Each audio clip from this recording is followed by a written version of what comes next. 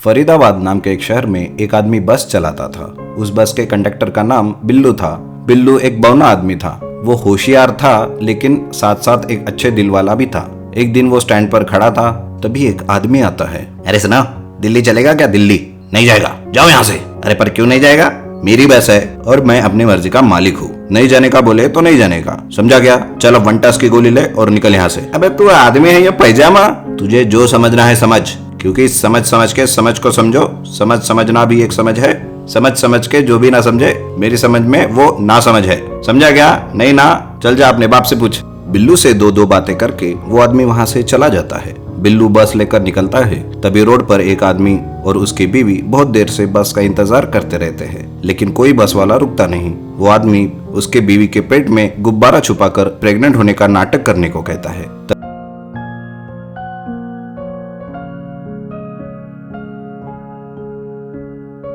तभी बिल्लू उन दोनों को देखकर बस रोकता है। अरे क्या बात है मैडम, आप क्या तकलीफ में हैं?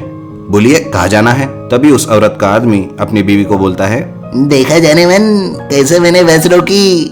जाओ जी, तुम्हारे वजह से नहीं, मैंने हाथ दिया इसलिए रुकी है बस। अरे क्या मैडम, यही हाथ 4-5 साल पहले मुझे देती तो ये अपना रहता, और यही क्या ऐसे 3-4 अपने रहते। ये बातें सुनकर वह औरत गुस्सा हो जाती है और बोलती है, अरे चुप रे, अपने कद के हिसाब से तू कुछ ज्यादा ही बात कर रहा है। कहाँ है बस का ड्राइवर? जाओ उसे बुला कर ला। अरे क्या मैडम, वैसे तो मैं कंडक्टर हूँ, लेकिन आज आपके लिए हूँ आपका ड्राइवर। तू और ड्राइवर? अरे तू ड्राइवर है या स्क्रू ड्राइवर? अरे ओ पेंसिल की शक्ल वाली मैडम, इस स्क्रू ड्राइवर को कम मत समझना। क्या इसने अच्छे नट बोल्ट खोल डाले। चलो अब ज्यादा मच मत करो और बैठ जाओ। लेकिन जैसे ही वो आदमी और उसकी बीवी बस में चढ़ने जाते हैं, उस औरत ने अपने पेट में छुपाया हुआ बलून फूट जाता है। अरे मेरे बाप रे, कौन सा टायर फूटा? बिल्लू चेक करता ही रहता है तो उसकी नजर औरत के पेट पर जाती है। अरे मैडम, तुम तो प्रेग्नेंट थी। अच्छा, अब समझा। तो ये आवाज इधर से आई।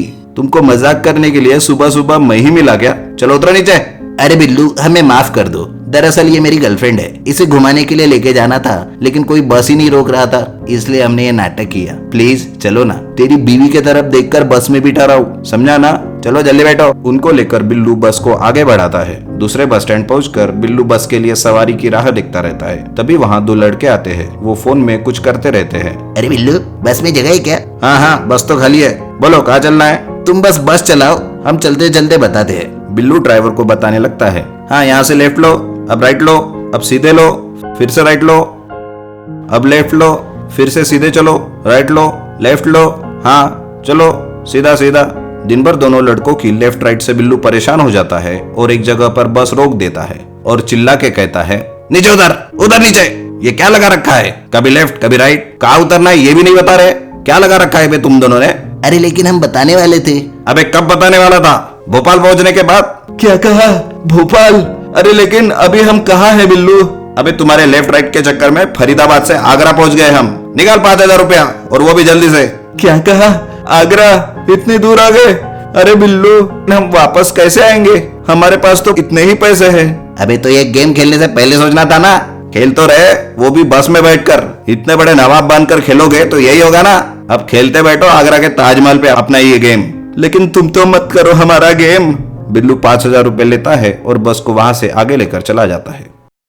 बहुत पुरानी बात है। एक बहुत ही घना जंगल था। उस जंगल में एक ऋषि अपने 5 शिष्यों के साथ रहता था। हर रोज ऋषि अपने 5 शिष्यों को सुबह जल्दी उठाते थे और उन्हें शिक्षा देते थे। एक दिन, सुनो शिष्यों, तुम सबकी शिक्षा अब कुछ ही दिनों में खत्म हो जाएगी। मुझे विश्वास है कि मैंने दी हुई सारी शिक्षा का उपयोग तुम सब लोगों के भलाई के लिए ही करोगे। जी गुरुदेव, आपकी शिक्षा हम कभी नहीं भूलेंगे और उसे हमेशा हम लोगों की भलाई के लिए लगाएंगे। तभी एक डाकू सा दिखने वाला व्यक्ति ऋषि के आश्रम के पास से गुजर रहा था। उसने ऋषि की आवाज सुनी और चुपके से उनके आश्रम के पास जाकर उनकी सारी बातें सुनने लगा।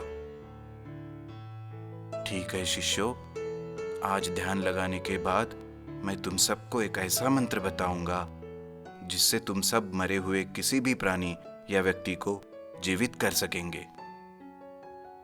जी गुरुदेव, जैसा आप कहें। ये बोलकर ऋषि और उनके पांचों शिष्यों ने ध्यान लगाना शुरू किया और इधर वो डाकू सा व्यक्ति भागकर अपनी मुखिया के पास गया और सुनिए सुनिए मुखिया जी, आपको एक महत्वपूर्ण बात बतानी है। क्या हुआ? क्या बात है? और इतना दौड़कर कहाँ से आ रहे हो? जी मुखिया जी, मैं अभी जंगल से गुजर रहा था तो देखा एक ऋषि अपने शिष्यों को मरे हुए लोगों को जिंदा करने वाला मंत्र बता रहा था। क्या कहा? मरे हुए लोगों को जिंदा करने वाला मंत्र? क्या तुम सच कह रहे हो? देखो, अगर ये बात झूठी निकले तो तुम अपने जान से हाथ धो बैठोगे, समझ गए ना? जी मुझे पता है, मैं समझ गया, लेकिन मैं आपसे झूठ क्यों बोलूंगा? मुझ पे भरोसा कीजिए। ठीक है, हम अभी चलते हैं उस ऋषि के पास और उससे वो मृत्युंजय मंत्र सीख के लेते हैं। फिर मैं हमेशा हमेशा के लिए अमर ही रहूंगा। ये बोलकर सारे डाकू और उसका मुखिया उस ऋषि के पास जाते हैं।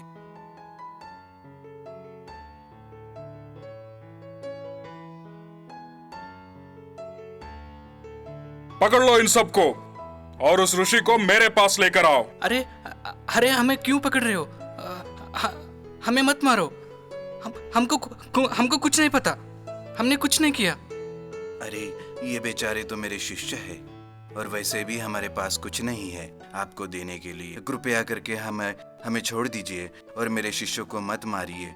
कृपया हमें छोड़ दीजिए। तुम्हें कैसे छोड़ दूं? सुन ऋषि, मैं जानता हूं तुम मुझे बहुत कुछ दे सकते हो। ज्यादा चालाकी मत करो वरना जान से हाथ धो बैठोगे। जी मैं आपको क्या दे सकता हूँ? मेरे पास कुछ नहीं है आपको देने के लिए, मेरा विश्वास कीजिए। चुप कर ऋषि, मुझे पता है तुम मरे हुए लोगों को जिंदा करने वाला मंत्र जानते हो। मुझे बस वो बता दे, फिर मैं तुम सबको छोड़ दूंगा। नहीं, हम ऐसा कोई मंत्र नहीं जानते। मैं ये नहीं कर सकता, कृपया हमें छोड़ दीजिए।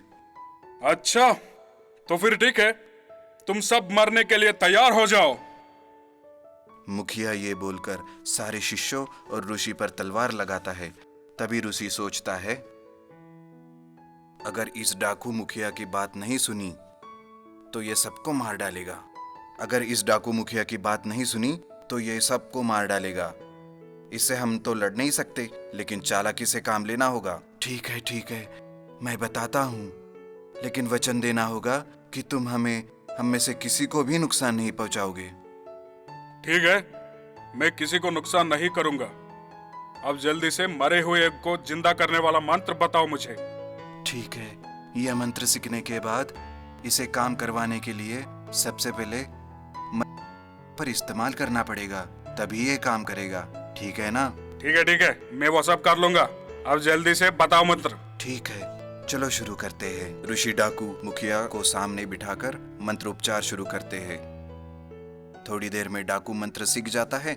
ऋषि बोलता है, जैसा कि मैंने कहा था, किसी मरे हुए शेर पर यह मंत्र बोलकर उसे जिंदा करना पड़ेगा, तभी यह मंत्र काम करेगा। ठीक है ऋषि, अभी शेर को ढूंढने के लिए बोलता हूँ। सुनो, तुम दोनों जाओ और एक मरा हुआ शेर को लेकर आओ। जी मुखिया जी, अभी जाते हैं। थोड़ी ही देर में दोनों डाकू एक मरा हुआ शेर लेकर आते हैं और मुखिया उसके सामने बैठकर मंत्र का उच्चारण करने लगता है। और इधर ऋषि अपने शिष्यों को पेड़ पर चढ़ने के लिए बोलता है। जैसा ही मंत्र पूरा होता है, वो शेर जिंदा हो जाता है और सबसे पहले अपने सामने बैठे हुए डाकू मुखिया पर हमला करता है और उसे मार डालता है। ये देखकर बाकी सभी डाकू साथी वहां से भाग जाते हैं। अरे भागो, अरे भागो, भागो यहाँ से। अरे शेर है, भागो।